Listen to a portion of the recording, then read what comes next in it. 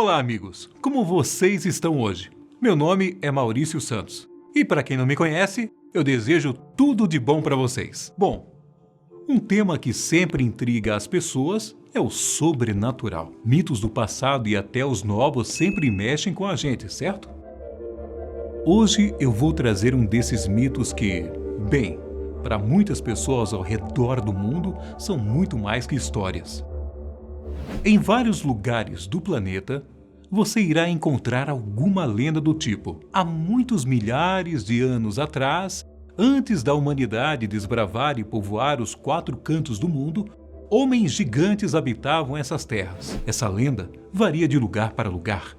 Alguns acreditam que, desde sempre, esses homens, na verdade, viviam embaixo do solo, com cidades inteiras construídas no subsolo do planeta. Para os europeus, essas crenças rondavam mais vividamente entre os nórdicos, ou como às vezes são chamados, os vikings. Os anões faziam suas moradias nesses lugares.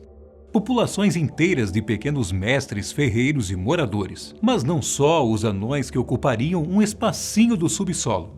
A palavra Hell em inglês significa inferno, e ela vem da palavra da mesma pronúncia Hel, ou Helien, o mundo dos mortos na mitologia nórdica. Na mitologia grega também podemos encontrar o mundo dos mortos, e em muitas outras culturas pelo mundo. Também não é só de mortos que a parte de baixo do mundo seria habitada, conforme os mitos. Para alguns, populações inteiras poderiam estar vivendo em pleno oceano. A busca por vestígios de cidades naufragadas, como a Atlântida, já geraram especulações sobre a possibilidade de ainda existir vida inteligente nesses lugares. Outra famosa teoria, muito popularizada, principalmente em sociedades divididas em tribos, como a americana e a brasileira antes das chegadas dos povos europeus e muitos povos africanos, também é a da Terra Oca. Nessas teorias,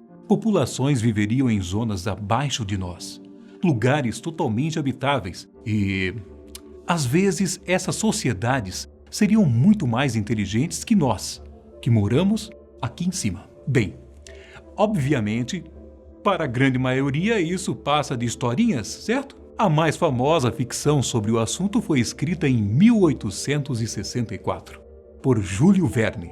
O clássico Viagem ao Centro da Terra. Na obra, não é encontrado nenhuma vida parecida com a nossa, mas na incrível ficção, o mundo abaixo de nós é bem parecido com esse aqui, com grandes oceanos, tempestades e animais. Só que, mesmo com todo o aspecto de ficção que essas histórias têm, muitas delas levam o assunto tão a sério que viajam milhares de quilômetros para se aproximar de uma possibilidade de investigar tudo isso mais de perto. Um desses lugares carregados de misticismo se encontra aqui mesmo, em terras brasileiras. A Serra do Roncador, localizada no estado de Mato Grosso, é um dos locais mais procurados no mundo quando se trata desses mitos. O lugar é conhecido como um dos que possuem uma das entradas para o centro da Terra, onde estaria localizada a já citada famosa Cidade de Atlântida. Portais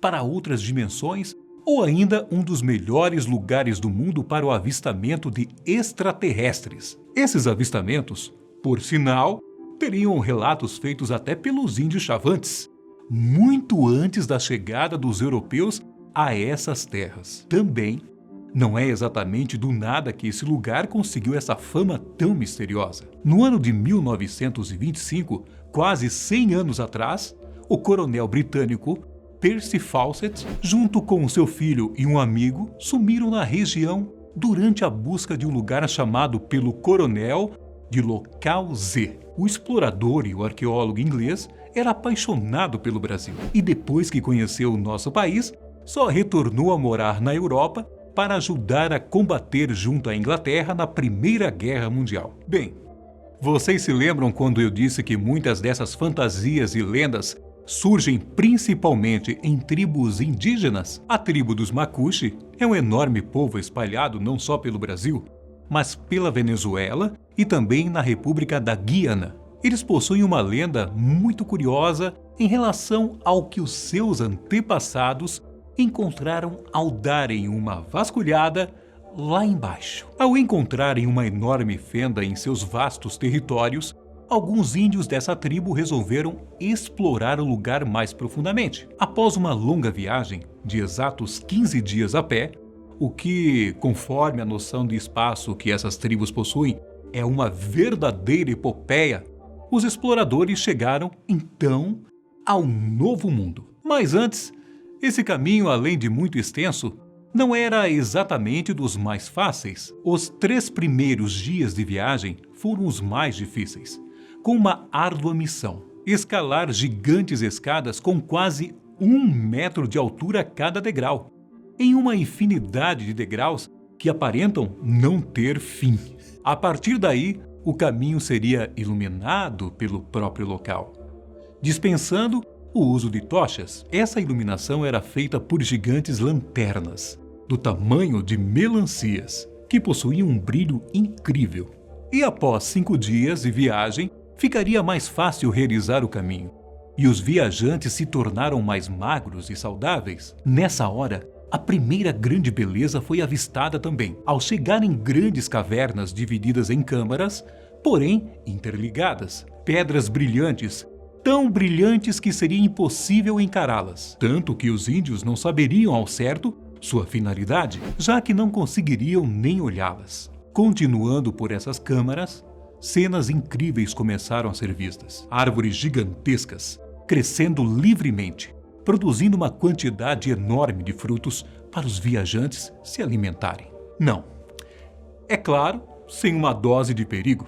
Algumas dessas áreas são perigosas, com pequenas armadilhas, como pedras que fervem. Superando essas câmaras, era conhecido que metade do caminho já havia sido feito. Porém, ao se passar dessas cavernas, as armadilhas ficariam ainda mais perigosas. Em um desses locais, existiria um estranho ar que faria com que as vítimas flutuassem pelas cavernas, perdendo a vida ao se chocar com alguma parede do local. Mas, para a sorte dos índios mais jovens, esses perigos eram passados pelos mais velhos, e assim, os novos exploradores já iam munidos de um conhecimento avançado pelo local. Os corajosos exploradores que conseguiam finalizar a missão eram recebidos com glória pelos gigantes, que serviam os campeões com verdadeiros banquetes. Frutas do tamanho de cabeças humanas e peixes gigantes pescados pelos enormes homens. Lá,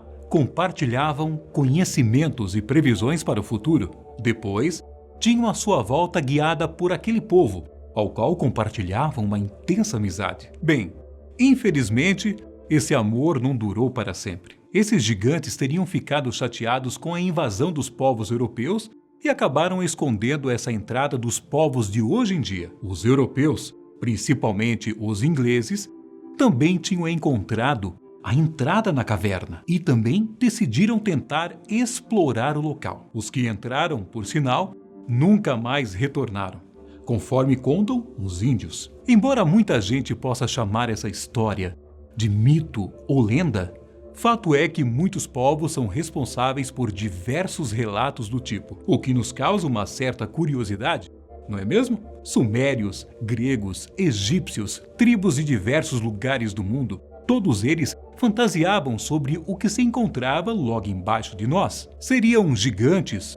mortos ou seres enormes? O melhor jeito de descobrir seria dar uma olhada nós mesmos nesses locais, certo? Bem, o buraco mais profundo cavado pela humanidade tem apenas 12 quilômetros de extensão. Entre os moradores da região corre o mito que ali, próximo, é possível escutar o grito das almas que residem no inferno. Mas, para a ciência, isso é bem raso. A distância é cerca de 1/3 da profundidade média da crosta, mas daqui até o núcleo da Terra são cerca de 5.100 quilômetros de profundidade, dependendo do local em que você está, claro. No mar, as coisas também não melhoram muito. O lugar mais fundo é conhecido como Fossa das Marianas, e embora tenha apenas quase 11 quilômetros de profundidade, é um lugar de difícil exploração, devido à pressão exercida pela água. E então, gostaram do vídeo de hoje? Fiquem com Deus e até o próximo vídeo! Tchau!